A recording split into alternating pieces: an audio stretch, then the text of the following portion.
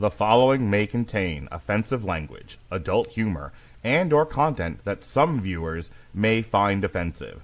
The views and opinions expressed by any one speaker does not explicitly or necessarily reflect or represent those of Mark Radulich or W2M Network. Please listen with caution, or don't listen at all. Hooray for Hollywood, where stars are living large, in mansions with their servants and their credit cards in charge, with fame that's fleeting, but the egos never change, where everyone's a genius, except the ones who really arrange. Hooray for Hollywood, where the scandals always sell, where every whispered secret is a new tabloid's tell. Oh, how we adore the endless red carpet galore. Hooray for Hollywood, where less is always more. Ladies and gentlemen, boys and girls, children of all ages, you are listening to a Radulich Broadcasting premiere podcast, Damn You Hollywood. And here's your host, Robert Winfrey. Yay! That's about the only yay we're going to get all evening, folks, just as a heads up. This could be a bit of a long one. But just going to randomly do that tonight. Okay, who is banging together pots and pans? My husband's throwing away something in the background, if that's what you hear. Tell him to do it louder. I can't hear it. Hold on. Andre, stop what you're doing. Stop for like 2 seconds. Okay, yeah, now I don't hear it. Okay, now go back to what you were doing. Can he bang the dog or a cat or something into what he's doing? Do you hear it now? Yes. Did he just throw himself into it? He's just ripping up cardboard. My God, this microphone is sensitive. Wow. It happens sometimes. Honestly, it sounded like he was recording an album with Phil Anselmo called Phil Anselmo and the Illegals, where you take pots and pans, you see, and you put them inside a metal garbage can, and then you roll it down a hill. You also cook bacon naked in the kitchen. That's how Phil Anselmo in the Illegals album is recorded. Okay, hang on. Let me try something here. Can you guys still hear me? We can still hear you. Okay, let's see if that helps. Okay. Please tell him I need him to make even more noise. If he could get a trombone, that would be fantastic. Just if I could play the trombone, I would do so for you. Just in case, and I'll tell you another thing about Knives Out. Whoa! Whoa! All right. Okay, no, sorry. Brand new headset. This is my first time recording with it, so I honestly didn't know how sensitive this microphone was. And yeah, it didn't come with a diffuser. I just pulled this off of the old headset, so. Wonderful. All right, Robert. Well, tonight, everybody, for our first proper Damn You Hollywood of 2026, we're tackling a streaming movie, because that's just how we roll. From 2025. Wake Up Dead Man, marketed as Wake Up Dead Man, a Knives Out mystery, is a 2025 American mystery film written and directed by Hollywood's most recent monster, Rian Johnson. It is the third film. Rian Johnson is going to wind up being a case study in a man who needs a good collaborator and editor. Rian Johnson is only a monster to the star. And it's, we'll go over the whole thing about him with Star Wars later on in the show. I hope not. It is the third film in the Knives Out series. It stars Foghorn Leghorn, who reprises his role as Master Detective Benoit Blanc. Daniel Craig, sorry. The ensemble cast also includes Daniel Craig as Foghorn Leghorn is how that should have gone. Yeah. Josh O'Connor, Glenn Close, Josh Brolin, Mila Kunis, Jeremy Renner, Kerry Washington, Andrew Scott, Cailee Spaeny, Daryl McCormack, and Thomas Haden Church playing the Crypt Keeper. The film had its world premiere at the Toronto International Film Festival on September 6, 2025. It was released in select theaters November 26 before streaming on Netflix December 12th. Like its predecessors, it's generally receiving positive reviews from the seals, with most praise for the performances, and particularly those of Foghorn Leghorn and O'Connor. Alexis, Nuts to that. whatever it is you're going to say it to me in like 10 words or less because I have things to get to. I just find it interesting that a good murder mystery movie apparently will get you a blank check to cast as many big name actors as you want. Between this and Kenneth Branagh's take on the Hercule Poirot films, it's like, wow, all 5 of those movies, they just keep getting in so many major A-listers. I will see your thesis and raise you my own. I don't think this is any different from how Only Murders in the Building has developed. That, once everyone saw what it was and what care Martin and Short put into it, and I meant what I said, Martin and Short, not Martin Short, both guys. I think people then want to be a part of something that feels prestige. And without getting into a fight over what Rian Johnson is and was, he is perceived at this point, based on the success of the previous 2 and some other things, he is seen as somewhat of a prestige director. So if Rian Johnson calls for an already popular mystery series on Netflix, why wouldn't you be a part of that? That's kind of my take on why people want to work with him. Nobody has integrity. Have you seen Hollywood lately? There's no integrity there. I'm just saying, look, you asked why someone would say no. I'm giving you options here. Okay. Robert, do the world a favor. Go take a shot of scotch and some chocolate and cheer the fuck up. Anyway. Alcohol would not make me pleasant. For the love of God. So Robert and I, more importantly, reviewed Knives Out and Glass Onion. And I have composed our thoughts into a well-crafted intro here, which I would like to share with you.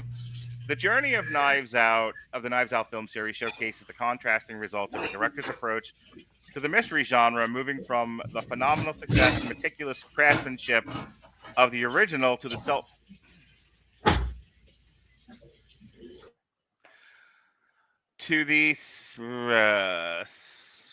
self-indulgent. Thank you. Self-indulgent structural pitfalls of its sequel, Glass Onion.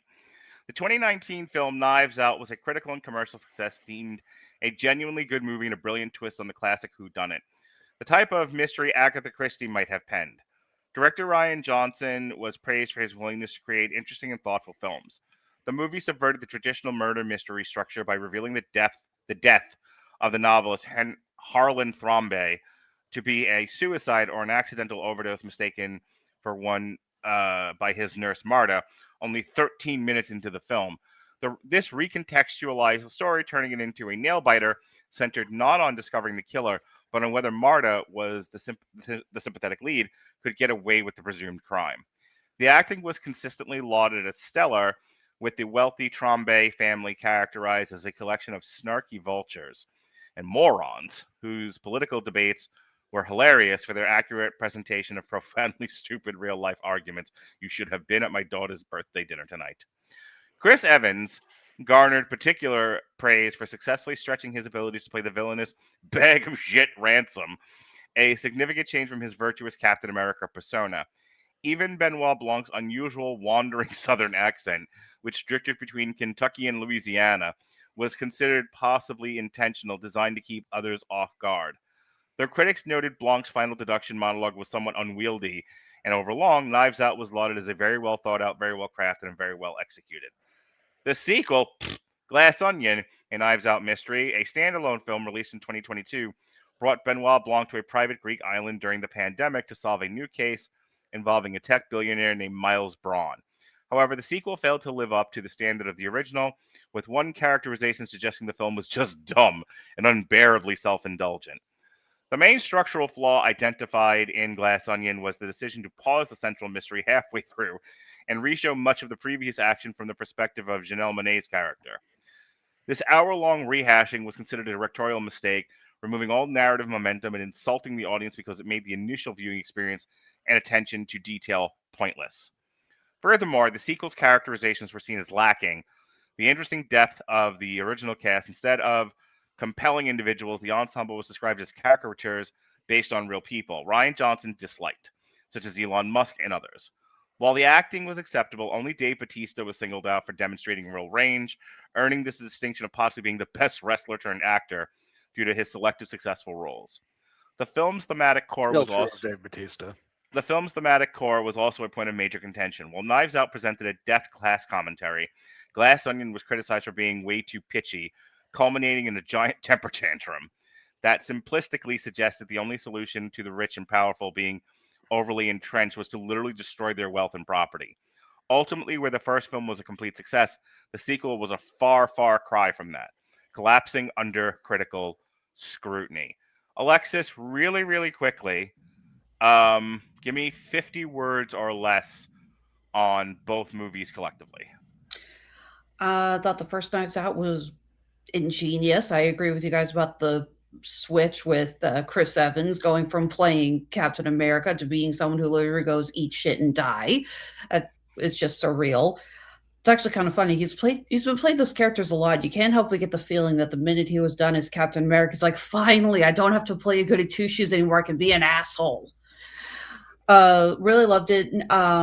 Glass Onion was a little less engaging, but I blame that on the fact that, yeah, it is not so much a murder mystery. I thought the characters were a lot more fun in that. I loved Kate Hudson essentially channeling her mother's earlier days. I think the charm in Glass Onion actually was a lot of the background notes. As a former art student, I couldn't help but laugh at some of the paintings that Edward Norton's character had hanging up. There was a running joke about a very famous one that was hung upside down. It's like, and of course, he's such a fake. He doesn't even realize he's done that. So it was little things like that I enjoyed. Okay. Robert, having heard our past reviews compressed into a short essay, any thoughts about, in the year of our Lord 2026, any thoughts about Rian Johnson and the Knives Out movies? He's got a blank check from Netflix, so he's going to keep recycling this until they tell him no. And Daniel Craig seems happy to take the check as well, so God bless. But I think by the time we get to the end of this one, it's pretty clear that he's no longer riffing on interesting material. These are just vehicles for him to whine about whatever he wants to whine about at the moment. That was my takeaway from the end of Wake Up Dead Man, and thinking back to the other two. I didn't think about the other two up until I started to do the prep work for tonight's review. And Wake Up Dead Man is quickly becoming a grievance series that, instead of doing really interesting murder mysteries, he's working through his stuff. And like, look, I'll give him more credit than we gave the Wachowski sister, who did The Matrix Reintruded. At least he makes well-crafted movies. You can argue about about like the screenplay and some of the characterizations, but like, his movies are coherent. Hers wasn't. The particular Matrix movie, the fourth one that I joked about. Hang on. Let me get this out, and then you can have the conch shell. My problem with the Wachowski, who did the last Matrix movie, was you can't take Warner Brothers' check, do your fifth stage of the grieving process, and have it turn out this bad. You owe the studio a better movie, or don't do this. Those are your choices. My argument in favor of Rian Johnson is, at least you make good movies. Like, you want to work through your grievances with how the world operates and your petty squabbles. Okay, but then you better make a damn entertaining movie, and at least he accomplishes that much, because across 3 movies, I would not call these unentertaining. Your witness. I'm going to disagree with you. I will give Rian Johnson the following credit. I think he is genuinely making an attempt. Okay. I think that within him is a good filmmaker somewhere. I mean that sincerely. Like, I actually don't hate The Last Jedi. Neither did I. You and I both caught the firing squad on that one. I'm happy to have fought on that hill beside you, Mark. Mm-hmm. Back to back, butt to butt, as the orcs came approaching on the small bridge. No kidding. Glass Onion bored me. a lot. Mhm. I think it did. I didn't bring it up a whole lot when we reviewed it because for whatever reason, there were a few of them. I didn't want to get into that as criticism because I didn't feel it was all that useful of a comment to make.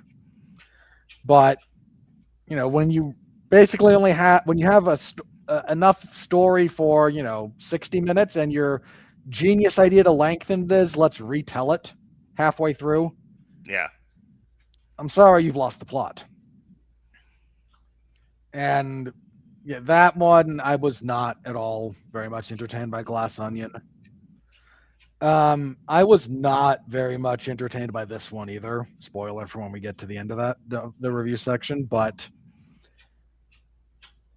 this falls somewhere between Knives Out and Glass Onion, but it's a little closer to Glass Onion than Knives Out. Yeah, I think it's For a better than number of Glass Onion, reasons. but not by much. So that's kind of where I land on this. Look, Rian Johnson is just happy to do whatever they're paying him to do.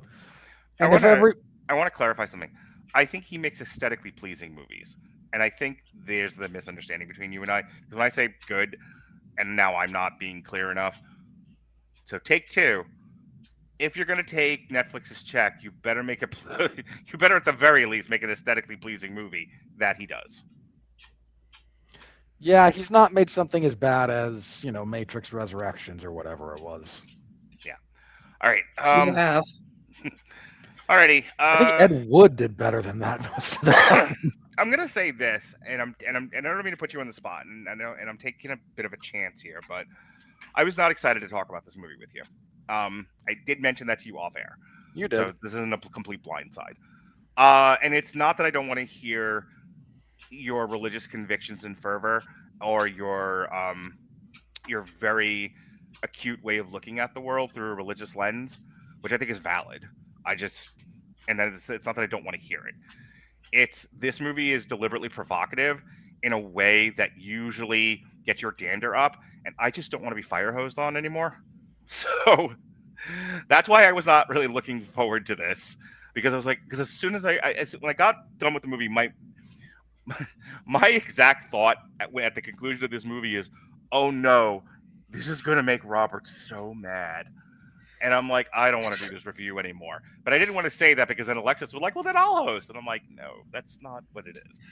No, I just love that that's the take. I mean, I love that all the years of us watching movies for the podcast or for whatever purposes, we now have these habits ingrained in our brain and an immediate reaction to it. But it's different than I got out of Minecraft and thought, Robert's going to hate this because fuck you then. Whatever. That's what we're here for. I don't give a shit. This is, and no offense to Alexis, but when religion is something as deeply personal and is a giant part of your personality as it is with Robert, and then you watch a movie like this and you go, oh, God damn it.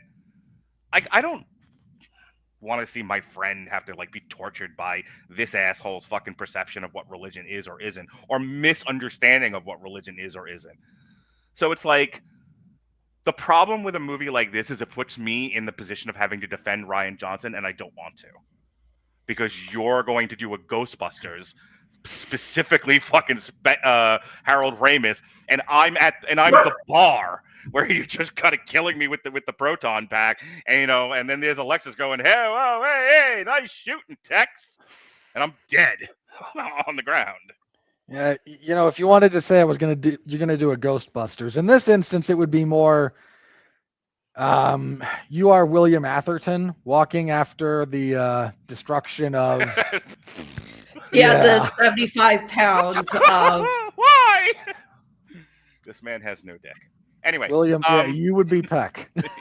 Okay, well, as long as I'm Bill Murray, I'm fine with that. Anyway, so I'm going to give you a chance. Careful with that sentiment. Going right past that stop sign. Robert, that's where I'm my stance on this. I'm going to give you a chance to defend yourself, I guess, respond, then you can go into I'll happily respond to that. Rian Johnson is not theologically intelligent enough, well-read enough, or just overall smart enough to actually insult my religious convictions. He's a boob stumbling around in something that annoys him personally. I do not care. My criticism of this movie has nothing to do with its take on religion. Not a darn thing. Oh, thank God, no pun intended. If you want my first of all, not Catholic. So a giant chunk of that doesn't bother me to begin with. Mhm. But if you want my sort of generalized take on like where I think he gets stuff wrong, happy to do so. Save it to hang on. the end. I was going to save it to the end of the Okay, craft. I can maybe talk about it theologically. More importantly, I'm quite happy to talk about the number of ways he is simply obtuse about religious reality, because there's several presuppositions baked into the way he approaches this that are factually incorrect based on all available data. That has nothing to do with my actual religious worldview. Well, I'm interested in hearing that, and I think so with some of the audience, but after we talk about the movie. So let's talk about Happy the movie. to leave it to the end. If there's time and inclination, I do not need to throw it out there. We're 20 minutes in, and unless you do a 20-minute interrupted by Alexis fucking plot synopsis, believe me, there'll be time. So I don't have a lot to say about this movie for once. Not a whole lot for me either, but yeah, so if you want the plot, it goes a little bit as follows. We open with Benoit Blanc, not to be confused with Beignet Blanc, who is the Muppet version of Benoit Blanc.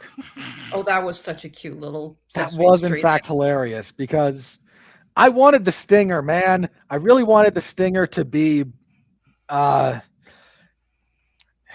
I forgot his name. Daniel Craig. No, I wanted Daniel Craig to be at the end, standing, having got a business card, and in that southern accent go, well, sorry, just after the case, like, sorry, before I go, could you tell me how to get to Sesame Street? Because there's been way too cheesy. Yeah, that's why it would work. And Rian Johnson at this point cheese is his brand. Anyway, he is reading a summation from one of our main characters, a priest, Father Judd, a former boxer, who killed a man in the ring. Then I watched him hitting a heavy bag and wondered, why did they sanction you fighting an 8-year-old? Because that's the only way you got that body on your record. But he is describing the sequence of events that led up to what he calls the Good Friday murder. Because, of course, he's a priest. He punched out a deacon back when he was in his previous location. And then Jeffrey Wright took him aside and said, look, no one cares that you hit the guy. We all kind of want to hit the guy, but you did hit the guy, and that's not really cool. So we're sending you out to hang out with Josh Brolin, and good luck to you. So he's sent out to this little parish in someplace. It's the actual location is never specified. I think it's like upstate New York. Well, he's from Albany, but they don't say where he's been sent. They give the name of the town, but they don't give a geographic location beyond town name. So I'm assuming New York State somewhere, but doesn't really matter. So he goes there and finds the very abrasive, confrontational, Mark Radulich adjacent version of Josh Brolin. Mark, if you were a Monsignor, I expect this is largely how you would behave. Eventually punching somebody in the solar plexus? No, just that first confession reminded me way too much of some of our interactions. Oh, that would totally be me. The physical violence, no, but the... I was wondering where you were going with that, and I'm like, oh, no. The graphic recreation of your... Yeah. Like I haven't done that in real life, just not as a confessional. I'm sure you have. I mean, are we counting the Metal Hammer of Doom Extra as a confessional? Because in that case, then yes. In that case, you've done that, and the other thing involving the midget and the salad dressing. Yes. Anyway, so he's there, and it's a little confrontational. Josh Brolin is an aggressive priest, angry, likes just kind of being, he's doing Hamish Linkletter from fucking Mass Appeal or whatever the fuck the name of that show was. It was Midnight Mass, and Linklater's character was a lot more forgiving at first than that. I will never forget that one speech about God's holy warriors, and then just throws his hands up and walks away. Yeah, he's the religious raining down fire type of priest. And Glenn Close is the other person assigned to this location. She does a lot of the bookkeeping and keeping up. You've got the groundskeeper. You've got a bit of and you have our other cast of main characters, allegedly. You have Kerry Washington playing Kerry Washington. You have Andrew Scott playing. Who is it that Rian Johnson was pissed about when he decided this was the character he was going to do? White people, MAGAs. No. No. Orson Scott Card. Okay. He's trying to pillory Orson Scott Card here. Got it. Would be my hunch. You've got poor Jeremy Renner playing somebody. Drunk Jeremy Renner. You remember there was Jeremy Renner actually exists in the Glass Onion universe. Remember there was like the Jeremy Renner limited edition hot sauce? Yeah. So it's like, so apparently there's a Jeremy Renner doppelganger in upstate New York in the Knives Out universe. Okay. Keep a little bit faster. One would assume. And there's Kerry Washington's sort of kid. More on that later. Adopted. And yeah, these are who am I missing? I feel like I'm missing one. The girl in the wheelchair. Right. What's cello player has some the cellist. kind of, yeah, she's got some kind of, I don't think they really go into what it is. It's some kind of nerve issue. Of like course maybe they're like not an specific. It's Cailee maybe an Spaeny autoimmune playing disease. Simone Vivain, a disabled former concert cellist hoping to be cured by a miracle. Move. Yeah, she's got some kind of nerve damage from repetitive action of playing the cello, which happens to concert level musicians all the time. And this is our core group. And the crux of the story is that on Good Friday, we get more of the story here. We're over the course of Father Judd being present here. He sees how Josh Brolin handles things, and he's very angry. And he yells at people. And he drives people out of the church. And he is slowly done what every cult leader does. You drive a bunch of people out. You get a handful of people that are your core believers, and then you re-expand outward. This is classic behavior in that respect. And that's kind of what he's been up to. And, Father Judd's like, man, this stinks. I'm a teddy bear Jesus guy, not a fire and brimstone Jesus guy. What are we doing here? So there's a little bit of a clash of personalities there. And then on it culminates in Good Friday, where Josh Brolin is found. He gives a sermon, walks over into a little utility closet to have a drink because he's that kind of priest. It's the Church of Glorious Fortification for a reason. And then he falls over. And everyone goes to have a look like, hey, wait a minute, you okay in there, buddy? And they find he's been stabbed in the back and is now dead. And Father Judd looks like a pretty decent suspect for this, but other than that, everyone's like, boy, this is a really difficult mystery. And the father prays in the church. I don't know what I'm doing. I know I didn't kill that guy. Kind of wanted him dead. I'm struggling with the guilt, but I didn't kill him. God, can you please help me out here? And Benoit Blanc walks in through the front door of the church with his impeccable sense of timing. Because subtlety is for cowards. And Benoit Blanc takes him through some of those events. We kind of get that rehashed. He's here helping investigate. We view some of the deadness of Josh Brolin. He winds up being interred, and we get some of the backstory along the way. See, Josh Brolin is a several generation priest, which is weird considering, the vow of celibacy, but hey. And his mother was a very loose, unstable woman who trashed the church at one point and then died in front of her father's grave. She had been led to believe that a fabulous fortune could be hers if she would just, stop being terrible. And she couldn't do it. So she stayed terrible. She received no fortune, had a brain hemorrhage, and died tragically. And then he died. So that's kind of, again, some of the backstory there. And they try to figure out what happened. And there's really only a few ways that a locked murder mystery actually goes. So they go through a few of those. Mila Kunis shows up as the sheriff because, of course. And ultimately, it's revealed that Benoit Blanc is pretty sure that Judd stabbed poor Josh Brolin in the back because that's really the only way this works, if you remove a few other possibilities. So we dance around a little bit about who may have done it. We get some more backstory for different characters. Ultimately concluding with Benoit Blanc going publicly, I can't really solve this murder after he solved the murder, but he says he can't. You missed the resurrection. And then he lets Glenn Close give the actual confession because it was her all along, because of course it was the religious white woman.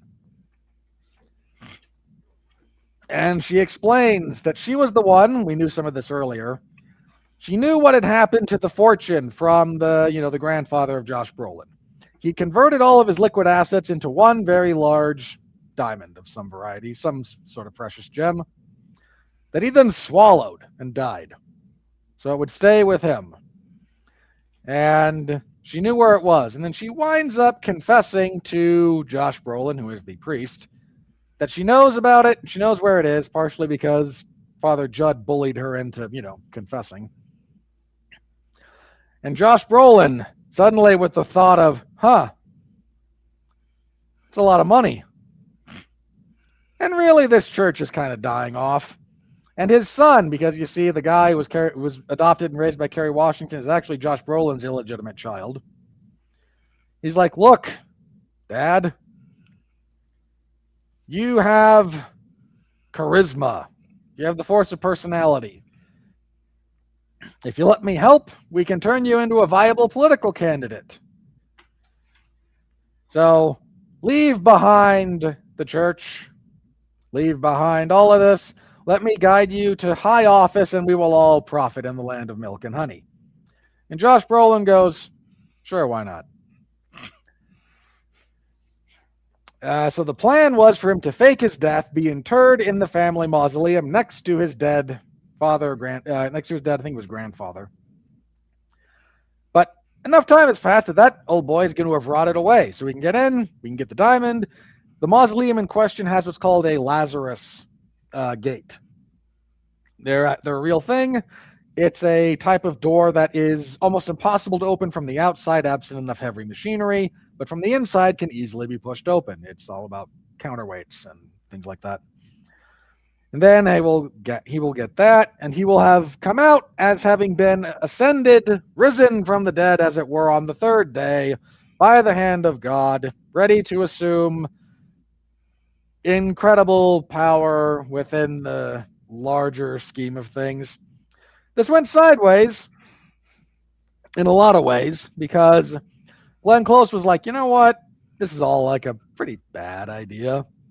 So she talked with Jeremy Renner and said, could you, stab him when he's unconscious after he fakes his own death and actually turn it into his death? And Jeremy Renner goes, sure. It's a Tuesday. I can kill somebody. So he does that. Then they bury in the coffin the groundskeeper, not the body of Josh Brolin, so that he can, when the time is right, wake up, retrieve the gem, push open the tomb door, and exit. But now, because Josh Brolin's actually dead, we can dispose of his body, pretend that he has ascended, and everyone can live happily ever after, sort of. It'll be a thing. And the church will be saved, and lobster. Again, no one knows. This is badly thought out on many levels. But Jeremy Renner, being only a man, sees the glittering jewel and goes, I can totally fence this literal one of one, very well-known, high-profile piece of precious stone, and save my life, my career, my marriage, and not totally get immediately arrested for an unknown stone of this caliber being sold. He kills the poor groundskeeper. He frames the priest. He tries to kill Glenn Close, but she pulled a version of the old, I've developed an immunity to iocane powder by switching the glasses.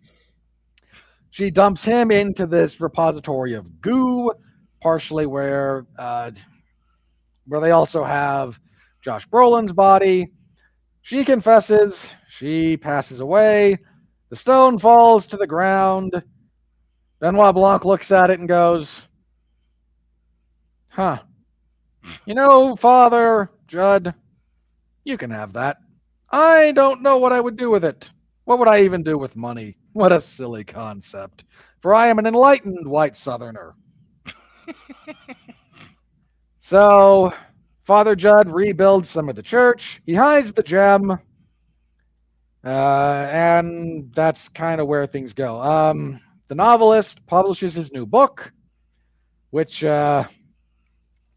only attracts the audience he's already got, which makes him very, very, very sad because he hates them. Yeah. And Kerry Washington goes off to live her best life because, of course, she does. Rian Johnson does not write good female characters. And the son of Josh Brolin becomes internet famous, which is about the worst curse you can give someone. Because you have all this fame and very little to show for it. Hey, are we just about done here? And then I'm pretty sure that's about where it ends, yeah. Alexis, what did you think of this movie? Well, I actually enjoyed it. I am a fan of a good murder mystery. Again, that's why I preferred the first Knives Out over Glass Onion, and that's why I preferred this over Glass Onion. I still say the first Knives Out is the best. I would rank this as the number 2 film in the series. Daniel Craig is clearly having fun playing Benoit Blanc, and I think that shows on screen. I do enjoy his performance. You can tell he's kind of having fun, hamming it up a little bit, playing very over the top with this Southern character.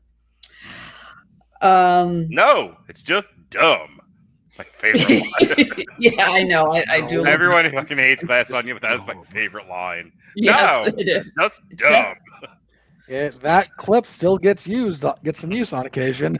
Yeah. I know, right? I enjoyed the way they set this up. The letter that Judd is writing out, being used as the framing device. Rian Johnson has a talent for putting the audience in the mindset of his characters, really making us look through their eyes as we see the world and how things are going on. And I think that is his strongest talent as a director. I'm not going to comment on the religious aspect. Not a church goer, but I enjoyed all of these actors. These are all phenomenal character actors. Josh Brolin is always great. Glenn Close. I mean, when has that woman ever turned in a bad performance? Glenn Close is the... What? Just go ahead and say it. We're saying the same thing. Glenn Close is the best thing about this movie, hands down. Bar none. Glenn Close is oftentimes the best thing in any movie. But so, can I ask you a question, Alexis? Mm-hmm. I know you're reading from your notes, and I'm going to let you read back from your notes. I'm not asking you to give your thoughts. I'm asking you to give the why you won't give your thoughts on the religious part of this movie. Because I think I know, but I don't want to speak for you. No, I heard you say you're not a churchgoer. Try again, sweetie. I'm asking for you to be a little bit more revealing. I really don't have much to say on it. I've given my thoughts on the whole. He was the, fire and brimstone style type of minister. I got a laugh out of the whole Our Lady of Perpetual Fortitude. And then when you see him drink, it's like, yeah, fortitude, all right. There's a lot of little background jokes in this film and in all of the Knives Out films. I really love movies that have that little attention to detail. And another thing I love about it, I did watch this movie twice, and I love that the first time when you learn about the murder mystery, when you watch it again, you see all the little hints that you didn't notice before. When the Monsignor goes into the closet, if you look carefully, you can see the wolf's head sewn onto his vestment. Not something you would have noticed before. And I love, it's like, oh, I see it now. Because I love that they could actually say, it's like, this was laid out. And this, it's the kind of thing you really pay attention and you can catch on with the murder mystery. And I enjoy that. Like I said, I really couldn't find anything to complain about that much with this movie. I just simply enjoyed the first Knives Out better, which is why when we did our top 10, this was an honorable mention for me. If I had enjoyed this more than the original, I probably would have put this at number 10 and knocked Nouvelle Vague into my honorable mentions. Okay, but I genuinely enjoyed the fact that you picked that for your number 10, so I'm glad it ended up that way. All right, I said before, Rian Johnson makes very pretty movies. The use of color paletting, the choice of color paletting from Knives Out with earth tones, beiges, it had a very old money, upper class feel to it, and that was done purposefully. Glass Onion was like bright and cartoony, and I think purposely so. This one is almost like monochrome. Like it's very black and white in a lot of places. The exterior shots of the church are gorgeous. This it's the setting is supposed to be upstate New York. Where in upstate New York? Could be fucking Buffalo, could be New Paltz, who knows? Well, they didn't ask for steamed ham, so we know it's not Albany. Yeah. My point is that there are parts of upstate. Well, it is Albany. It would be around Albany, not Utica, because that's where. Yeah, I was gonna say. Yeah, I was like, wait a minute. I got that. I get that one backwards on occasion, but yeah. Okay, so there are very pretty parts of upstate New York outside of the concrete jungle that is Albany. And I know because I've driven through most of upstate New York. Yeah. So it was a great use of the forest layout around the church. Yeah, that's what I was trying to get to. Is that it's a very pretty landscape. There were very pretty landscape shots around the church. Rian Johnson really knows how to frame shots. I give him a lot of credit, and his cinematographer, his director of photography, all a lot of credit, because regardless of whatever the movie's about or what's going on in the movie, they all look great. So that's like, for me, like other than Glenn Close, that's the star of the show. And speaking of Glenn Close, two things. I'm not the I know who did it guy within the first 10 minutes. That would be someone like Robert. This is the first time where I'm just, as soon as they introduce her character, I'm like, she killed him. I didn't even know who him was yet. Yeah. Like I never watched the trailer for this. I knew nothing about it. I just knew we were doing it and that it was a Knives Out movie and it was Rian Johnson and that Daniel Craig would be in it. That's as much as I knew about this movie when I started watching it on Netflix. I'm trying to not ruin these experiences for myself, so I don't like to look up too much ahead of time. I thought they were going to do a Murder on the Orient Express where it turns out the entire congregation had come together and decided to kill him. No, as soon as they introduced Glenn Close's character, I'm like, she killed whoever this is going to end up being about. I loved Josh Brolin's character. I definitely, again, I was getting Hamish Linklater vibes from him. There was another priest that, off the top of my head, who's I can't remember, that I was thinking about the different movie priest that he reminded me of. But Josh Brolin, incredible actor, does a great job with this. He has really good chemistry with the kid playing Father Judd. Father Judd, I liked his performance in this. He's got just enough character to make him distinct, but so little character that you can still kind of project yourself onto him as being this sort of, guy, stranger in a strange land, guy trying to figure things out, do what's right, and in a corrupt environment, kind of a thing. This is a guy surrounded by nothing but devils, and he's trying to bring the Lord in through his innocence, and he's doing a good job with that. The boxer turned preacher thing was a bit on the nose, but that's Rian Johnson's middle name, Rian on the Nose Johnson. So everybody else is fine. Jeremy Renner is funny in this. The guy playing the writer, he's okay. The black chick is fine. Her son's fine. The story in and of itself was meh. A lot of the discussion of religion in this movie comes too much across like Rian Johnson's just, got a grievance with the Catholic Church and religion. It's a little too virtue signaling in all of this. It was hard. I tried to separate myself from it so I could actually enjoy the movie. But when he's going to be that heavy-handed about it, I can't ignore it. And if you're that heavy-handed and that stupid, it actively takes away from the movie. Someone, next time get a hold of Rian Johnson and say, hey, start a blog or tone down your grievances. You're being ridiculous. The actual murder mystery in and of itself was All right. Again, it hasn't been better than Knives Out. As far as like the actual structure of the murder mystery. And Daniel Craig, the best thing he does in this is the I can't solve this case. Because everything else, I can't get Foghorn Leghorn out of my head. So it's Foghorn Leghorn running around this church trying to solve a mystery, and then he actually turns into a relatable human being after the very handed the sun through the fucking stained glass mirror, and all of a sudden I have my come to Damascus moment. Oh boy. So, but everything after that, after I kind of rolled my eyes with the sunlight through the stained glass mirror, when he's like, I can't solve this case, because he realizes that he has to let, Glenn Close confess.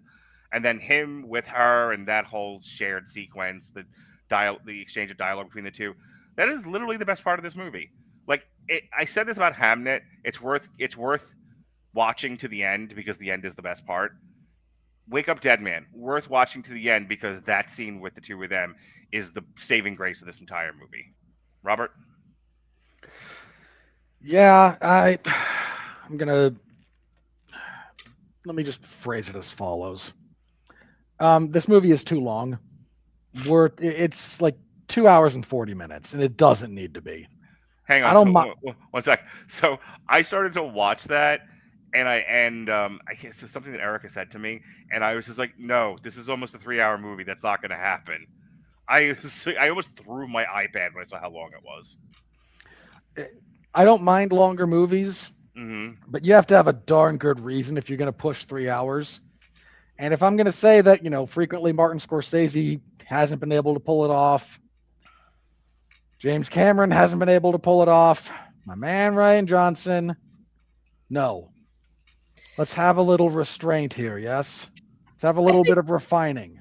I think, unfortunately, a lot of directors get the idea that they can do longer films when they know it's going to streaming. Oh, that's absolutely the reason. Yeah, it's like, oh, we don't have to worry about the audience saying, I'm cutting you off for a specific reason, because Robert and I have talked about this ad at length. And the reason why I'm cutting you off is because it's a very simple reason, and we've talked about it a million times. They actually encourage it. Rian Johnson could have gotten this done in 2 hours, but because Netflix is footing the bill and he has no self-control, he's making an almost 3-hour movie, because do you remember when we discussed, Alexis, just say yes or no, The Bondsman? Mm-hmm. And we said this was a 2-hour movie. Why did they stretch this into a show? And the answer is because they want to keep people on the streaming platform for as long as possible. So movies are now turned into shows. I know what you did last summer. The show that we did, that was a movie that was turned into a show. Back up. I thought I'd almost blocked all of that out of my head. To torture you. My point is, right? And if he was making this for like Sony or for Universal, they'd have told him no more than 2 hours. Heck, or Warner Brothers, if this was getting the theatrical release. Right. Because theaters need you to turn this shit over. They don't want longer movies. They need you to turn this shit over so that they can get as many viewings in as possible. Unless you're James Cameron, to which he says, then they'll have to miss part of the movie and then they'll go see it again. Unless you're a streamer, then they want you on the platform for as long as possible. So they would, I guarantee you, they would prefer if he made a 6-hour cut of this. So keep going, Robert. They let Zack Snyder do a 6-hour cut of one of his things. Why wouldn't they let Rian Johnson? That's what I'm saying. Like, here come the rise of the 6-hour slop fests. Yeah, we're not that far. So that bothered me. The murder mystery itself, like as has been mentioned, is fine. Part of the problem with it,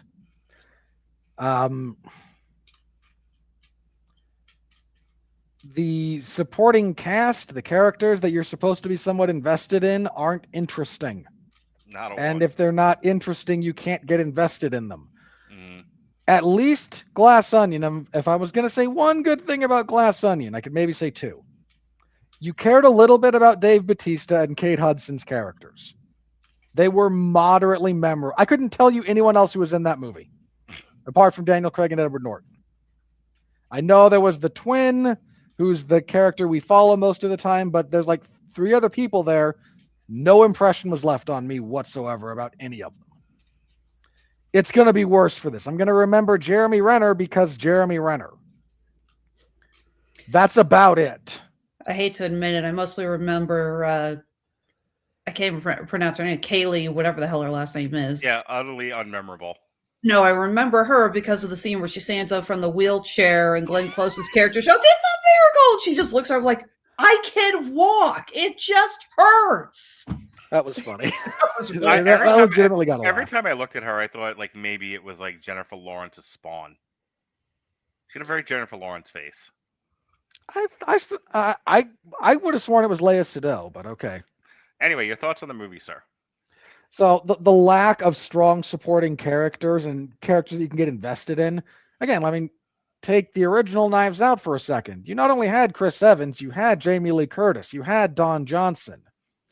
Like you had these other characters, Michael Shannon, like Toni Collette. Yeah. I couldn't think of her name, but Toni Collette was what I was thinking of. Toni Collette. The kid who went on to be in It is there, or he was in It, and is in that one now. He's the kid on the phone all the time. Like you have he's a little internet troll. Yeah, and there's several of those characters that I can go through. Like there's something memorable about them. This is a cast for our murder mystery that we can get invested in some capacity. You need that for a murder mystery to work. It's kind of integral to have the structure, is characters that you're investigating that you are interested in or memorable in some capacity. Utterly absent here. Utterly absent. And that's a giant failing of the script. So that's a pretty big problem. Again, Josh Brolin does fine work. Gavin O'Connor, again, is the guy who plays Judd, if memory serves. He's fine. I was gonna say he's he's the up and comer right now. He's gonna have his next big starring role in the Steven Spielberg movie that's coming out this year. I wish him the best. Like I don't have any reason to, dislike him or anything. But the fact that it actually does center around a murder mystery once again is a giant mark in its favor over Glass Onion. But it's a little bit back and forth, not as much as Glass Onion, where we literally just retell half the movie. But taking our initial framing device and turning it into something that happens halfway through to help kind of let Benoit Blanc look at this thing in a little bit different light. Not my favorite thing, but not as bad. There's a really weird little bit of like subtext where it's not even subtext, like a sub theme where, okay, but is the story more important than the fact? And that's what helps lead Benoit Blanc towards a more correct conclusion, but it's only like referenced briefly and then never touched on again because Rian Johnson's just desperately trying to take a shot at a way people interact with religion. And it doesn't actually do anything to help the story move forward at all.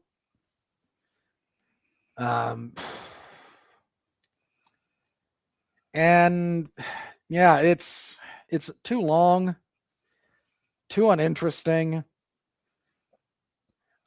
It's a little bit too repetitive in terms of, especially visually. Like there's some really good visual shots, but there's a problem you run into when you're seeing the same place over and over again, absent new context or something similar to, again, recontextualizing or reframing where we are. It just gets boring. This is a big problem I had with the Batman. We're just doing the same places over and over again in the same way over and over again because no one wanted to edit the story, I guess. I don't know. So I have a similar gripe here. Not quite as bad, but similar. And yeah, just again, better than Glass Onion, but not nearly as good as Knives Out. And look, Rian Johnson's going to keep making these because everyone involved seems to be okay with continuing to do this, but I'm profoundly over this gimmick because he's demonstrated the limits of his creative ability in this field, I think. All right, how fast can you get through the religious stuff? I mean, I could in fairly short order if you think it's going to be valuable. Yes, I do think it's going to be valuable, but Okay. not as an hour-long podcast, as a I 5-minute. It's a 5-minute quick, punctuation on what you've already said. That would be great. Okay, so very briefly, as a sort of coda to this, if I wanted to actually tackle Rian Johnson's sort of pathetic attempt at deconstructing the Catholic religion, when the sum total of what you have to criticize is your gay character whining about the history of the Catholic Church, you don't have a critique. You have bad historical grievance mongering, which is uninteresting. Extraordinarily uninteresting, and frankly just makes everyone kind of roll their eyes who has two functioning brain cells to rub together. The notion that a fire and brimstone father, Monsignor, is going to narrow and isolate a church is liberal hogwash. If you want the actual, I say liberal hogwash because that's the side of the political spectrum it comes from. Not because I have something wrong with liberalism. If you want the actual data on this is fairly stark. The more a religious institution, quote unquote, liberalizes, the more it dies. This is demonstrated, once again, over and over and over. When you look at congregation numbers, religious observance, membership in different denominations, the more if you want to know how I hate to phrase it this way because I'm not trying to be incendiary here, but the sooner a rainbow flag goes up in your church, the sooner it dies. Again, I'm not trying to be anti-gay here. I'm talking just about presentation. That stuff will kill your religion usually fairly quickly.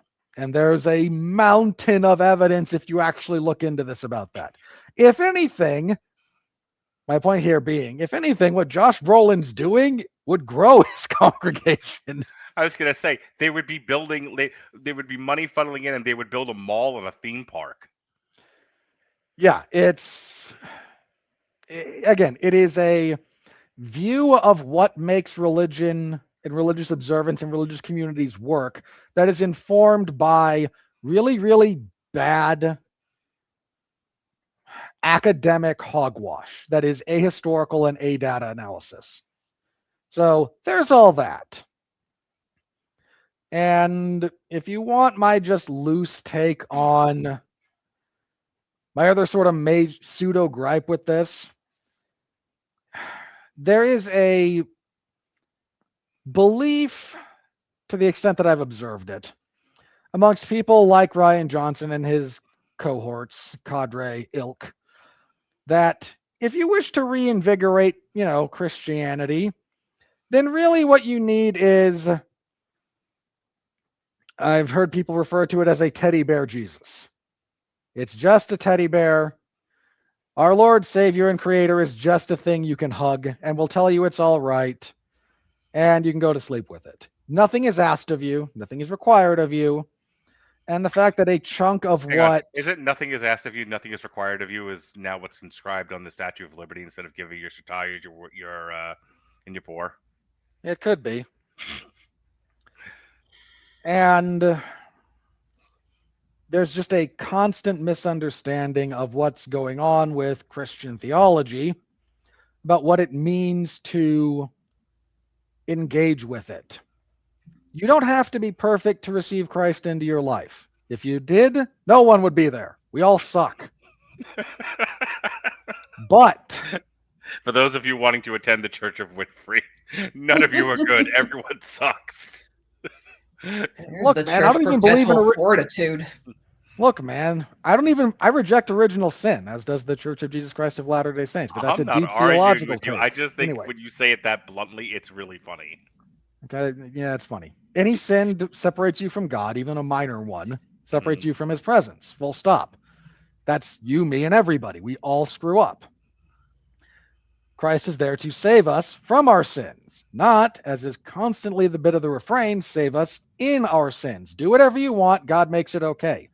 No, that's not how this works. and it's just constantly misunderstood, misapplied, and frankly, it's to the point where I think most of them are doing it on purpose because they're just trying to undermine Christianity. But that's a whole other topic that I'm not going to get into. So if you want to add my other bit of genuine criticism to what's going on with Wake Up Dead Man, to the extent that there exists religious commentary in it, it's dumb. It's stupid, badly researched. It's every bit as stupid as that Jeff Daniels monologue from the beginning of Newsroom, where Aaron Sorkin's so technologically illiterate, he sorted a spreadsheet wrong to get the information being fire hosed at you. That's a real thing. He's a moron. Stop taking what he says seriously. We have 7 seasons of The West Wing that prove that. Ugh. All right. With that said, speaking of sorting spreadsheets wrong, here comes the money. We're in the money. We're in the money.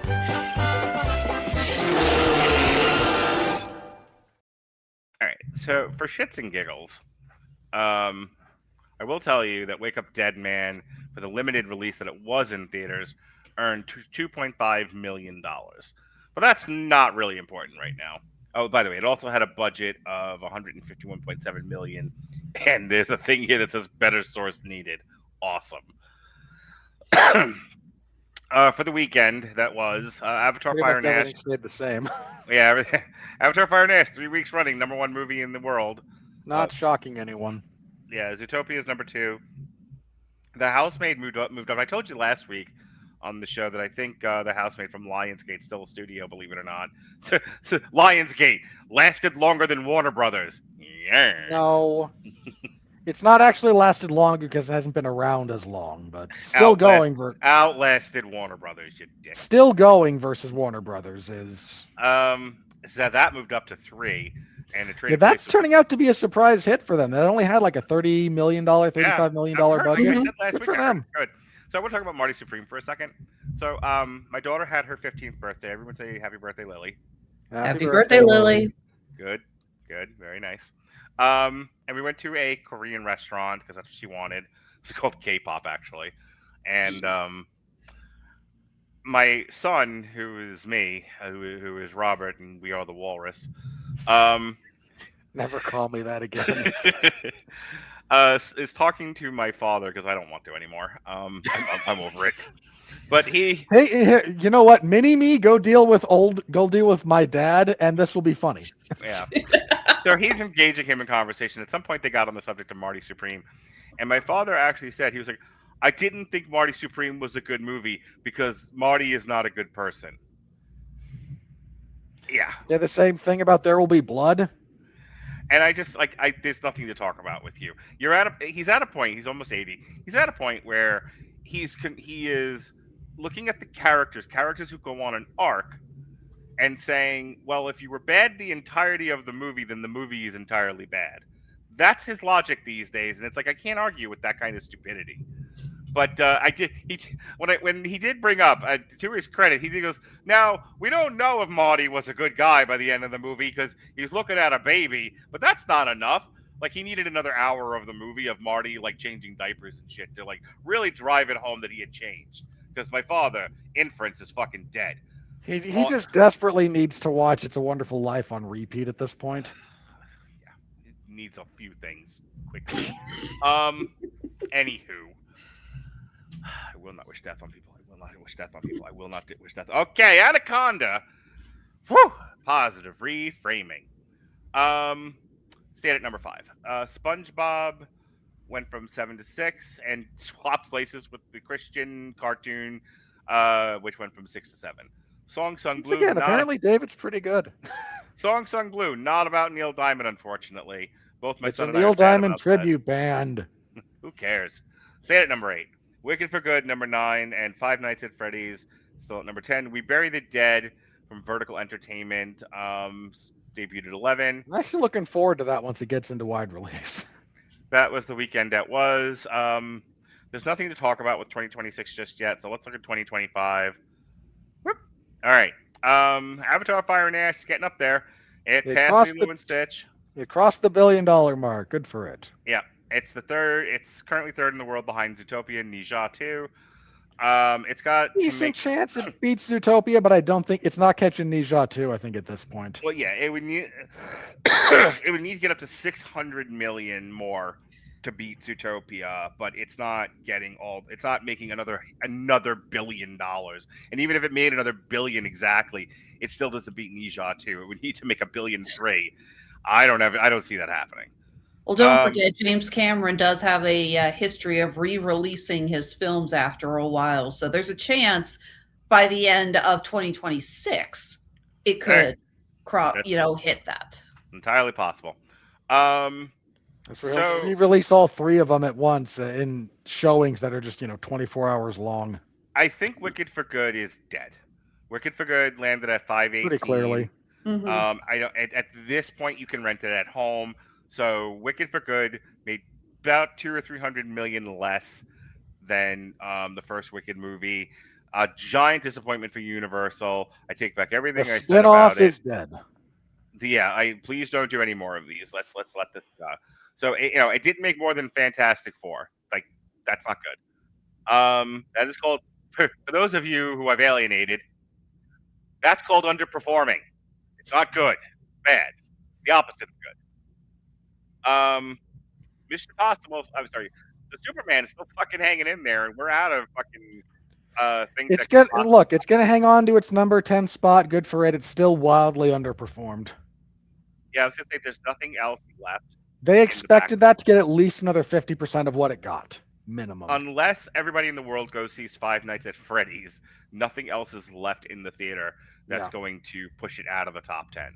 So congratulations, Alexis. Your number one movie in the world lasted in the top 10. How do you feel about that? It was number 3, not number 1. 3, 1. What's the difference? Anyway, so that number is... 1. Let's all take a moment here. Take just a moment. The number 1 movie in the world, box office wise, for 2025 did not have a theatrical American release. Yep, it was a Chinese Chinaman cartoon. Well, if you could do it without the racism, that would be nice. Hi, I'm Mark. Have we met? Have we met? Yeah. Yeah, it's a state of the world we live in, pal. So. Just saying that. Well, I think that should just be a bigger indicator of things we need to be cognizant of going forward. Part of the reason Zootopia 2 is so successful is China loves the IP. It did middling numbers here in the States. Not bad, but middling.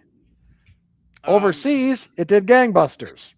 So we were listening to last week's show in the car, the year in review, and we were at the time where I was in the show when we were driving back and forth to the Korean restaurant is the part where we did our schedule and the look ahead.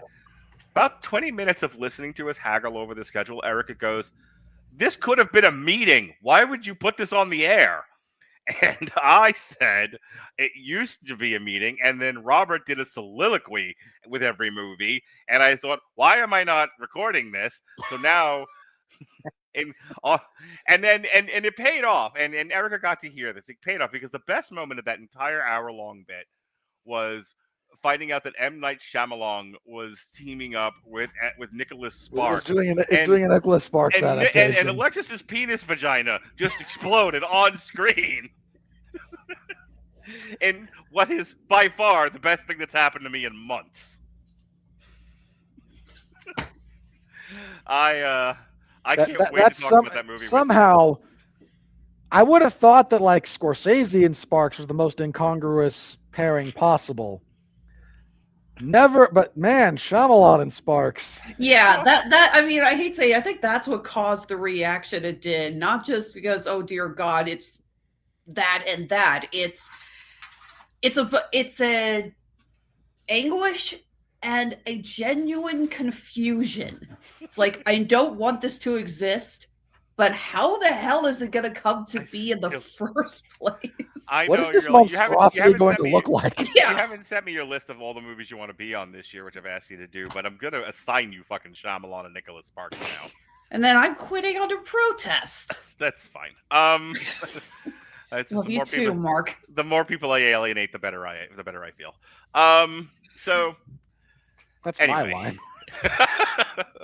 I learned it from watching you, Dad. I've never seen Varsity Blues. Really? Jason and I, in theory, are discussing it next month for Super Bowl weekend. I Anyway, actually want to get a hold of Mick Shea and Kat, see if they want to come on to do The Bride. okay, great. Since you Well, said I could be in charge of that, I thought, oh, how about, Yes. You can, because I'm not going to be here. Yeah, this is Sam leaving the keys to fucking Kirstie Alley. Have fun. Try not to burn the place down. The dated Cheers reference, everybody. Yeah, I know. Remember where You to put a didn't have to colon say and not. dated. I was gonna say, remember where to put a colon and not a slash, and for the love of God, change the background when you leave. Correct. I really don't have anything else to add for the money. There's nothing in the month of fucking January that's going to make any money. I mean, maybe 28 years later, the Boneyard, but The fact is, February may have changed, but January is still fuck you. the It's January. graveyard of Yeah. fucking cinema. Again, Still fuck 28 you, years later January. will probably be okay, but Mhm. look, that's also going to be saved by the fact that they shot it back to back with the other 28 years later. Yeah. And I don't know, man. I told you guys, I finally saw the trailer, like the real trailer for Bone Temple, and oof. Oof was my I response. I have to ask you too, because I still haven't seen 28 years later yet. pretty Yeah. good. Is First half in the Jimmy particular. Savile thing explained? Just say yes or no, please. I really don't want to talk about this. What do you hang on? What do you mean by explained? Why the fuck is there a cult dressed up like a man who is now known as a freaking pedophile? That is not. It is very loosely explained, but it's mostly there to be stinger for the sequel. Okay. So It The opens other- with him as a young kid and an infected attack, and his dad's a priest, and that's the whole thing. And then he doesn't show up again until the end when we get Eurotrash Power Rangers. So the only other movie that I think is going to make any money in January, and by any money I mean any money at all, is the Chris Pratt movie. That's Mercy.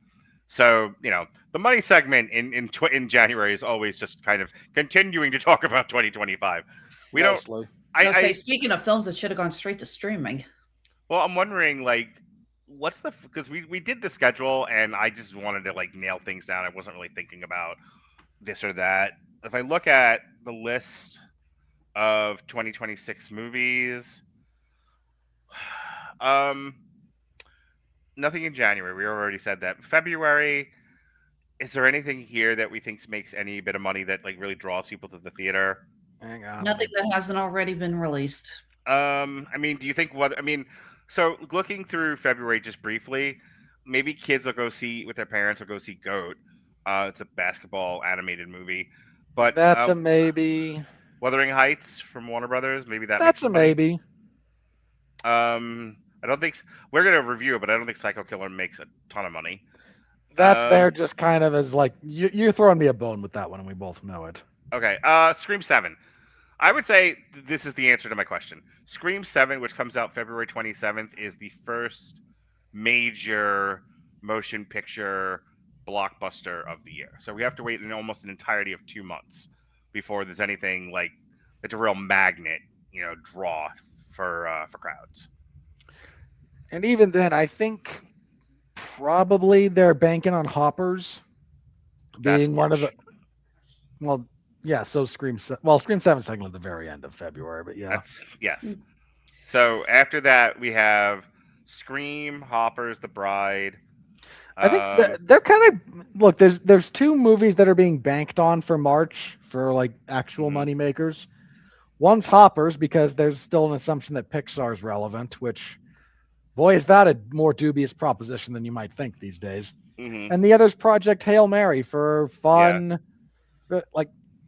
I would assume broad appeal sci-fi. I would assume they think Reminders of Him is going to bring the broads to the theater.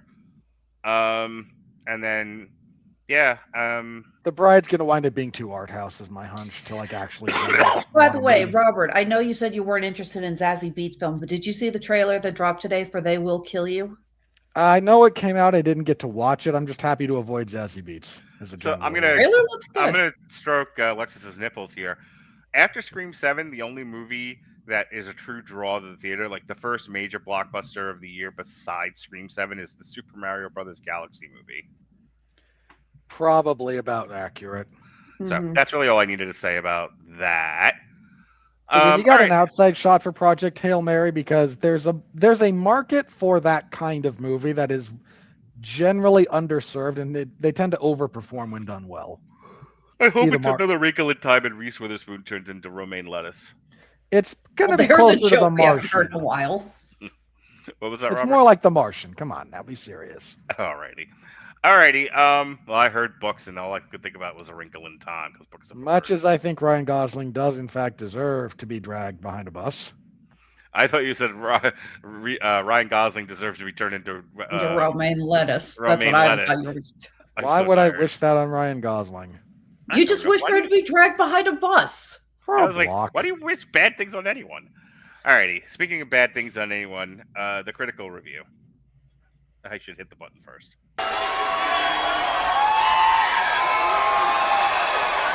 Are you ready? No! I said, are you ready? No, God! No, God, please, no! No! No! No! All right, the kids just love it.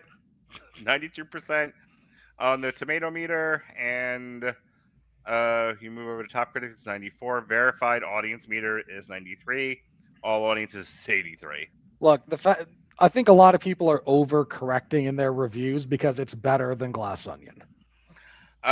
Giving Benoit Blanc a worthy mystery with its genuinely soulful fixation on faith and a scene-stealing Josh O'Connor performance. Wake Up Dead Man is another Knives Out puzzle that comes together splendidly, and the audience says, No. well, I say, a twisted whodunit led by a most intriguing cast. Name me 3 characters from this, you bunch of pansies. Wake Up Dead Man jolts the Knives Out franchise and delivers its best mystery yet. Oh, go No, this is not better than the first one. Please stop, you All right. unserious people. Neil Minogue of Movie Mom. I like her stuff. She's funny. A twisty plot, a knockout cast, a dash of commentary about contemporary life and searching for meaning. Josh O'Connor continues to impress with his exceptional range and the precision of his characterization. That borders on being PR slop you were spoon-fed. Speaking of being spoon-fed, Tim Cogshell of Film Week. This is funnier than the first two put together. Yeah, No, he it's not. spoon-fed that line because it's not true. The future Xmas is Robert Winfrey, Carl Hay of Culture Mix. Robert likes all the black women. It maintains that Knives Out franchise's mix of an intriguing murder investigation with memorable characters, engaging performances, and some cheeky comedy. This third movie in the series skewers fanatical worship of cult-like leaders. Once again, I'm begging anyone who said this is full of good characters to give me 3 character names other than the 2 leads. Any of them. Just give me 3 names. Don't look them up. Top of your head. 3 named characters. Lisa Johnson Mandel of AtHomeInHollywood.com. It has 3 necessary things we expect from a Knives Out film. Gleeful direction by Rian Johnson, Daniel Craig as Southern Fried Gentleman Detective Benoit Blanc, and a killer cast. Literally. Dick. Okay. No. No. Congratulations, you even got Alexis to say you're an idiot. I have set the bar so impossibly low that you can't feasibly fail it. Kent Garrison of Mad About Movie Podcast. I never want to leave the Benoit Blanc cinematic universe. Oh, please have something moderately bad happen to you. Hope you get a flat tire. Look, I'm all for getting more. Look, I know Robert will hate me for saying this, but I genuinely hope we do get more Benoit Blanc, Rian Johnson films. But again, I am a sucker for a good murder mystery. But to call it a cinematic universe, just The MCU did almost irreparable damage to the way we discuss franchises, and I wish it hadn't. Alexis Haina's sex doll, Jeremy Johns of JeremyJohns.com. It is absolutely my favorite of the Knives Out films. Well, I can't argue with your personal listing, but that speaks poorly of your taste. The future Xmas Robert Winfrey, Aisha Harris of Pop Culture Happy Hour, NPR podcast. It's like a Final Destination movie. It's like No. it's like all the ways you can die and all the ways that this person was murdered. That's the fun. This is not like a Final Destination movie. Okay, so apparently her favorite thing to take away from this was the discussion about the possibilities of a locked door murder. In other words, just skip the movie and go to a seminar about how to write a murder mystery book. Yeah, just no. No. No. Stephanie Zascharek of Time Magazine, formerly a magazine. The plot of Wake Up Dead Man is fatally cluttered, and the story winds up in a blur of exposition that's not particularly clever. Not wrong. Where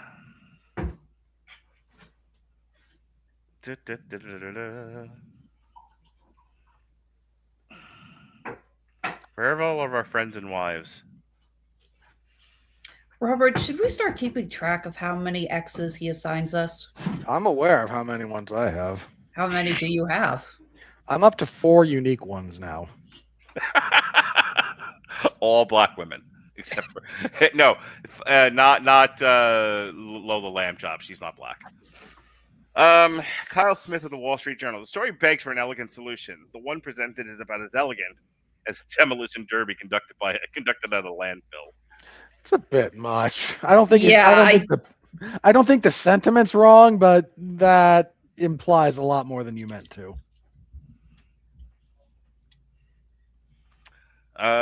Sarah Clement of Peloplat. Johnson has crafted not only his best script yet, but perhaps his most human work as a sermon disguised as a whodunit, offering an unlikely grace to a broken, divided world. Ugh. How does this offer grace to a broken, divided world? Why are you... It's a play on the fact that when Judd takes over, he renames the church Our Lady of Grace instead of Fortitude. She's trying to be clever about the little reveal at the end. Such venom in that. She's trying to be clever. Patooey. Not seeing anybody good. Not seeing anyone we usually make fun of. Oh, look, it's Richard Krause of The Richard Krause. A tribute do you even remember how you came about that as being Yes, a thing? because of the MMA fighter, Richard Krause. He was The Richard Krause. No, you're incorrect. No, I am correct, because I don't know what other way it would have been. It's an MMA fighter. The name's wrong. I just said that. A tribute to locked room mysteries. Edgar Allan Poe's The Murders in the Rue Morgue and novelist John Dixon Carr, Wake Up Dead Man, a Knives Out mystery mixes spirituality and death in a story that crackles with life. In other words, this dude is a big reader, and the fact that he recognized several of the books they mentioned made him feel like, hey, I understand this. His review could have been replaced with an AI. Alexis Haynes' sex slave, Nick Johnson of Vanyaland. Compared to Glass Onion, Wake Up Dead Man feels like a return to form. Accurate. But not really. I don't know why that was picked for that.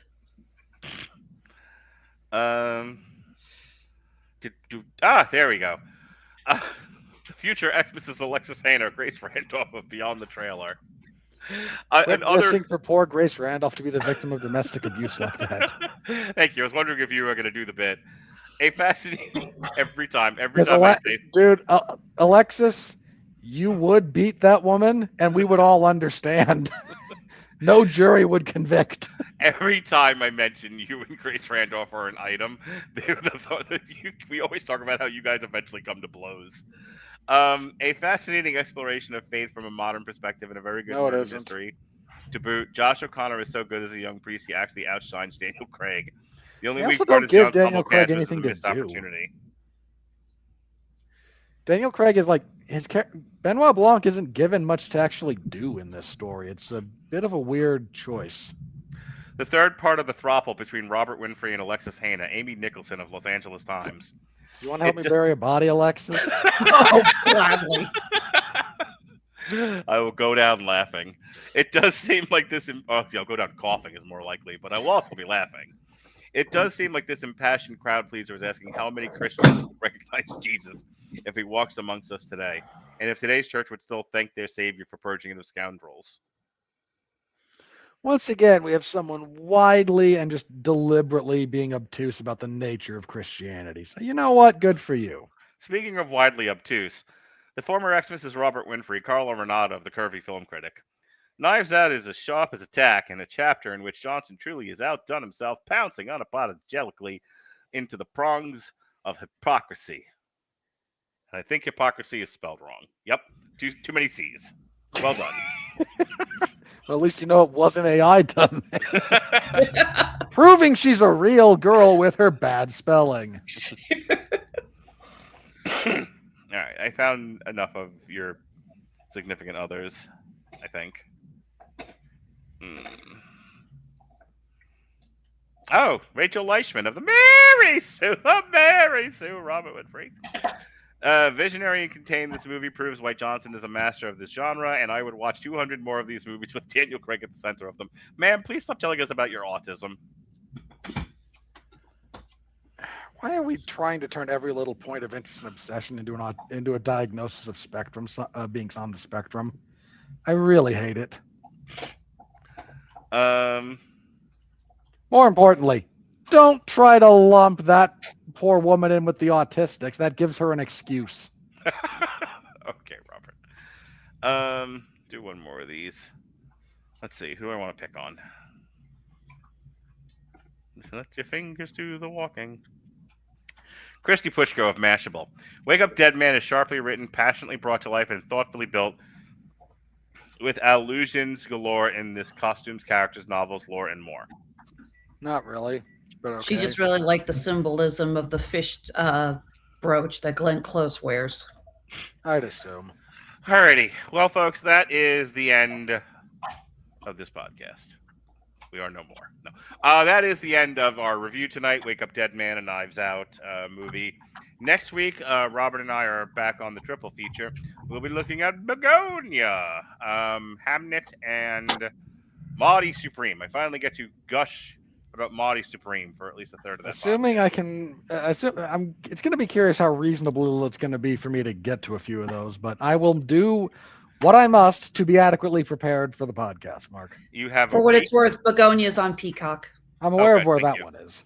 Good. Actually, I didn't know, so I appreciate that. Now, that one I'd looked up because I will be watching that. And if you want to understand, everybody, if you want to see Mark and I get into a borderline fist fight, Again. tune into this one where Mark goes, but it's Greek, while I lament Begonia and Yorgos Lanthimos' continued existence and the poor things he makes Emma Stone do. So, Chris Owens Followed. says, so Chris Owens was not satisfied with my top 10 list and my bottom 5 list. He then asked me for 5, count them, 5 honorable mentions. So I said, in no particular order, Mission Impossible, him, A Working Man. I can't remember the other one I said. And then at the end of it, I was like, and probably F1. And then I said, and probably Begonia. So I'm anticipating liking this movie enough to say honorable mention. No, please leave me alone, you psycho. Well, that's partially because you chose to engage with a psycho.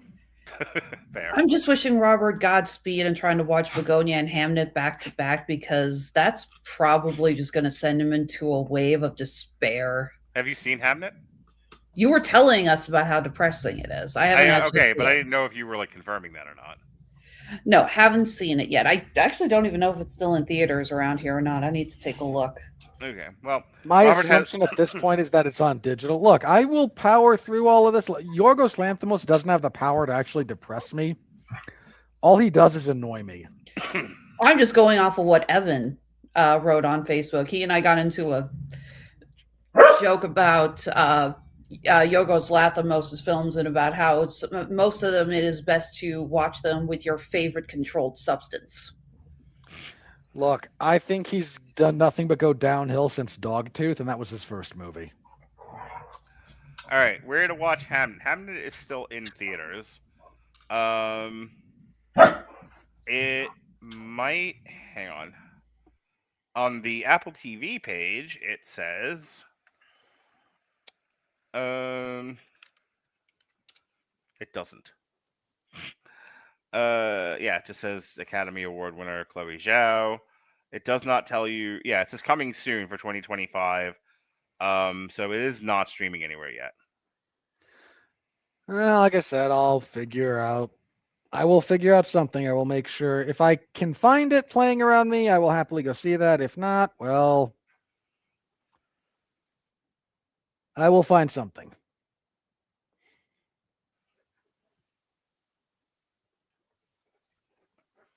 Okay.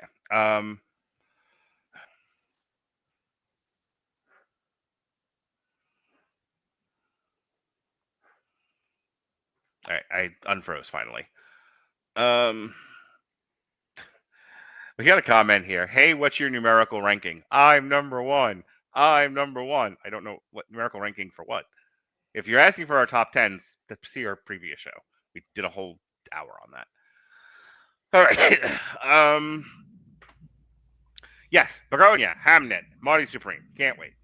Yeah, that'll be something. Tomorrow at 9:30, my girlfriend will be hosting her very first podcast, coming straight from her engagement where she fell asleep on our podcast talking about the hand that rocks the cradle. She's back again, and she's bringing a friend from TikTok Live. They're going to talk the entirety of the Gilmore Girls series because there was no fucking way I was reviewing it. So she's getting her chance to host her own show, and hopefully she if doesn't she's burn down the engaged bar. and wants to talk about it, Godspeed. That's what I said. I was like, if you feel like you can handle it. Speaking of handling it, Harry and I will be doing our first Indie-Cider show of the year. We'll be talking IWR, Bash, Christmas, something or other. And then on Thursday, we're kicking off the triple features proper with a John Hughes motherfucker triple feature. We are going to be looking at Weird Science, which apparently traumatized my children. Your children are weird. 16 Candles and Ferris Bueller's Day Off, which, shock of all shocks, is not a movie I actually like. You don't like Ferris Bueller? No, I don't. I don't need that kind of power fantasy in my life. I'm perfectly capable of engaging and chasing my dreams. I don't need Ferris Bueller, and I find him to be obnoxious. You are. You know what? That's more revealing about you than you may know. Fine, I own who I am. That's okay. My you don't have to insult me. My girlfriend, as I'm watching the movie with her, and I tell her, I don't actually like this movie. I'm doing it because it completes the John Hughes arc, in a way that others don't. And she was like, "What do you About 2 minutes of me explaining why I don't like Ferris Bueller's Day Off, she just looks at me and she goes, "You're a boomer," and that was her entire argument. Well, for the record, if you want a more nuanced and you don't want to scream "boomer" in my face. The day that I thought you were Gen X. He is. That's what I thought. The day that my rhetorical argument is limited to ageism is the day I stop doing this. Okay. That's what we got going on. As of next week, like I said, yesterday, myself and Jesse got together and we did our first comic book show of the year. We did Cobra Commander. We did Darth Maul and Shredder in Hell. That was an interesting read. Next Sunday, I will be doing with Jesse a mini-series about the Nixon and Watergate break-in called White House Plumbers. That was on HBO Max. So we got that going on. The aforementioned Begonia, Hamnet, and Marty Supreme. The following Wednesday, we are doing the first season of Sports Night with Gavin Newsom, with Gavin from the Casual Heroes and Jesse. And then on are you Thursday, at the point where you can refer to him that way, or has that been dead long enough that that's no longer appropriate? I still refer to Ronnie as from the from the Screaming Boy. So Yeah, but you do that. You do that ironically.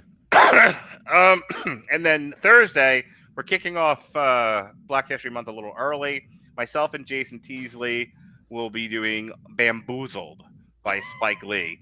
One of the Spike Lee movies I hadn't gotten to yet, and I really wanted to. So most Spike Lee movies are terrible. So you're terrible. Speaking of terrible, Alexis, do your See, plugs. that's not actually a retort. I'm sorry. Are you two done? We were done 20 minutes ago. Start your plugs. For some reason, Mark decided to defend Spike Lee by insulting me personally. Yeah, I always defend Spike. They did a whole thing about him. Come on, we're not letting Alexis do her plugs. We're going to let Alexis do her plugs here. Let her get a word in X-Wise. She's trying to do her plugs. Trying to end the show here. I don't understand why you got to keep going on and on and on with the mouth. I say. Do your plugs. Next week, Jesse Starcher and I will be returning to do our final look at Stranger Things, the Stranger Things Season 5 retrospective on January 13th. The 9th episode, Alexis. I'm sorry, I didn't hear what you said. What? If you're going to do your Stranger Things retrospective, you have to talk about the secret epilogue that's going to be due to come out in the near future. You didn't even Not watch me. the show. No, you didn't watch the show. You do not get to bitch about the 5th season if you didn't watch it, okay? This is not about my personal grievances. This is me saying that you can't talk about it without talking about the growing number of fans who are doing with this what people did with Game of Thrones and are like, so they're going to fix this, right? This isn't actually the end. So also, Yeah, when has not watching something stopped Robert from bitching about it? Yeah, very true. But frankly, we are going to be talking about how the fans who won't stop whining that Elle and Mike didn't end up together, they could go take their shipping and ship it up their ass. Wonderful. Fan fiction has made everything worse. I think. Yes, it has, actually. I will never argue with you about that. Week after that, we will be taking a look at It. Welcome to Derry. Jesse Starch will be back on for that, and Ben Cologne will be joining us. Really excited to have him on for that. He gave you some artwork that you could use for a title card for that. Oh, he already did this. But he does the sketchbook Saturdays. Yeah, no, I saw it. I'm like, you should use that. Gorgeous piece of Pennywise. That man has a talent for doing like a backlit style. The way he frames with the lighting is incredible. I love it. Love your work, Ben. Working on getting a bunch of other shows on the schedule. Been a little busy over the holidays, but we are going to be adding Fallout Season 2 and Percy Jackson Season 2, among others. And there's a lot of shows coming out that I need to figure out what their schedule is so I can try to get them on the calendar as soon as possible. As far as personal plugs, Honeysuckle Rose Creations, where fashion meets fandom at the intersection of geek and chic. I do want to give a shout out to everyone who purchased anything from either our Etsy or Handmade at Amazon stores over the holiday rush. We did our charity drive. From every order that was placed between Black Friday and Christmas Eve, we donated $5 to St. Jude's Children's Hospital. Thanks to you guys, we saw a 30% increase in our donation from last year. So thank you so much for coming out. You've really helped, do some wonderful things for a really wonderful organization. Still in the middle of restocking the store as soon as I can have time to stop making Vox earrings. The Has-Been Hotel rush has been crazy this holiday. Imagine why. Yeah, everyone wants a pair of earrings with Vox's logo on it, so I've been working on those nonstop. So doing that, it's going to be a few months before our first convention of the year, and that's going to be Planet Comic-Con here in Kansas City. That's not till the last weekend in March. We are cutting back on conventions quite a bit this year for a couple of reasons. I'll be updating as our schedule gets a little more finalized. As always, you can find us on Etsy and Handmade at Amazon. You can follow us on Facebook, Instagram, Blue Sky, and TikTok. That's Honeysuckle Rose Creations, the intersection of geek and chic. All right. Robert, take me home, baby doll. I cover mixed martial arts and professional wrestling over at 411mania.com. UFC events on Saturdays. There's not one of those until January 24th, so I have plenty of Saturdays off to start the year. Yeah, you have plenty of Saturdays to travel around Utah to try to find Marty Supreme and Hamnet.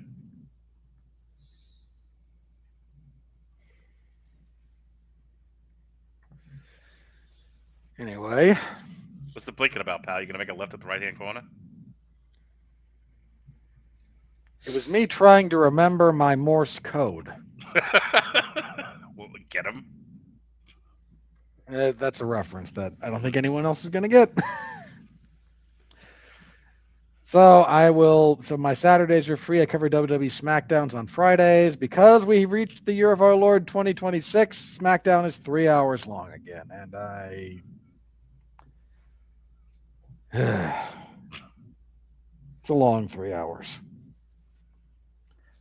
It's a long 3 hours. Last week, couple of okay matches. This coming week, they're in Berlin. Which technically means we're going to get something that's already happened here in the States. It'll be live on, Netflix and whatnot.